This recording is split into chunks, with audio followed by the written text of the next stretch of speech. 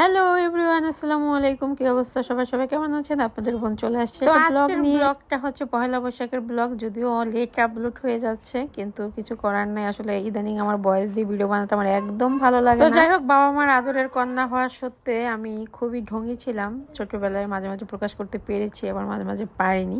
তো বিয়ের পরে হাজব্যান্ডকে পেয়েছি বন্ধুর মতো, তাই এখন ঢংগুলো প্রকাশ। সবার লাইফে সবসময় বন্ধুর মতো হাজব্যান্ড হয় না। তো এই যে এটা হচ্ছে আমার রাজকন্যা।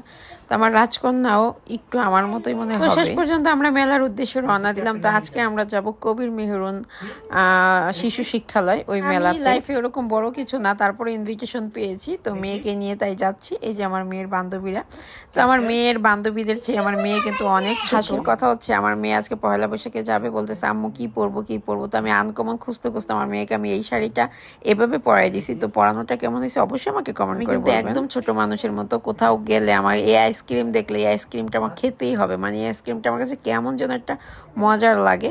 তো আমার ছোট ছেলে আমাকে দিচ্ছে, খাওয়াই দিচ্ছে, আমি ওকে খাওয়াই দিচ্ছি। আর আমার ছোট ছেলেটা তো মাশাল্লাহ, তো কারো যেন নজর না লাগে। কেউ নজর দিবেন না, কারো সুখ দেখে আসলে কাউকে নজর দিতে হয় না। তো তারপরে এই যে ঢেকি দেখে তো আমি খুবই এক্সাইটেড ছিলাম, আমার মেয়েও খুব এক্সাইটেড। তো ভাবলাম যে ঢেকিটা আমরা দুই মা মেয়ে পাড়াই। তো কিন্তু হচ্ছে ঢেকি পাড়াইতে গেলে দেখি কাপড় চোপড় উল্টাপাল্টা হয়ে যাচ্ছে, তো বেশিক্ষণ আর ঢেকিটা আমি পাড়াইনি। তো তারপরে তারপর আমরা চলে গেলাম অন্য জায়গায়। বিভিন্ন জায়গায় বিভিন্নভাবে স্টল সাজানো হয়েছে, গ্রাম্য যত জিনিসপত্র আছে সব কিছু নিয়ে।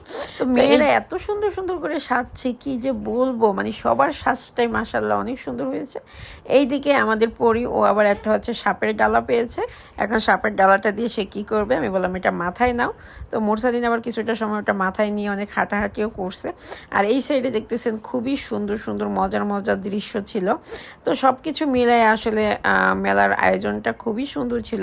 অল্প পরিসরে খুব ছোট্ট একটি জায়গার ভিতরে এত সুন্দর আয়োজন হয়েছে, যেটা ভাষায় প্রকাশ করা যাই হোক। পরবর্তীতে আমরা খাবারের টোকেন পেয়েছি, যেহেতু লাঞ্চের আয়োজন করা হয়েছিল।